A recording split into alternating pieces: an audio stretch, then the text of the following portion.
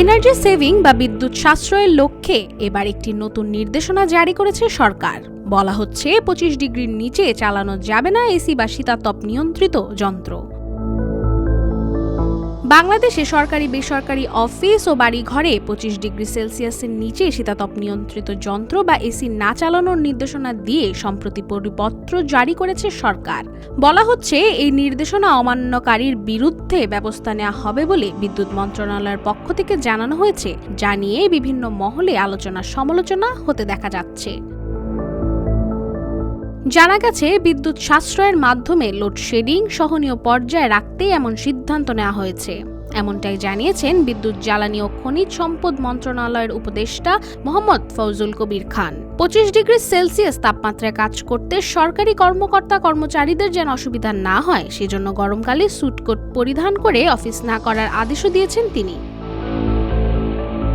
নির্দেশনাগুলো ঠিকমতো মানা হচ্ছে কিনা সে বিষয়ে বিদ্যুৎ মন্ত্রণালয় শীঘ্রই নজরদারি শুরু করবে বলে জানিয়েছে বিদ্যুৎ উপদেষ্টা। এদিকে নজরদারি চিহ্নিত করার বিষয়ে প্রশ্ন করা হলে উপদেষ্টা বলেন, এটা করা কঠিন কিছু হবে না, বরং বেশ সহজ।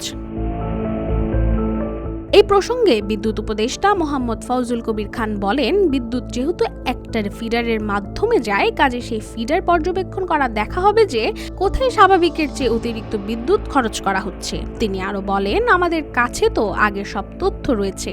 আমরা তো জানি যে ফিডারে গতকাল কত ছিল, আজকে কত হলো, শীতকালে কত ছিল এবং গরমকালে এসে কত বাড়লো। সে তথ্য দেখলে বিষয়টা বোঝা যাবে। এদিকে বিদ্যুৎ ব্যবহারের তথ্যে অসঙ্গতি লক্ষ্য করা গেলে সরেজমিনে গিয়ে বিষয়টি তদন্ত করা হবে বলে জানাচ্ছেন মন্ত্রণালয়। তবে মন্ত্রণালয়ের পক্ষ থেকে সম্প্রতি যে পরিপত্র জারি করা হয়েছে, সেখানে সরকারি কার্যালয়ের পাশাপাশি বেসরকারি প্রতিষ্ঠান ও বাড়তি সর্বনিম্ন 25 ডিগ্রি সেলসিয়াসে এসি চালানোর পরামর্শ দেওয়া হয়েছে।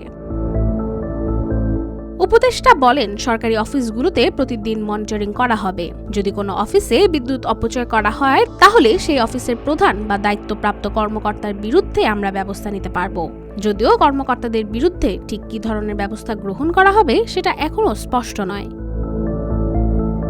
রাশিকা হোসেন, রূপালী বাংলাদেশ।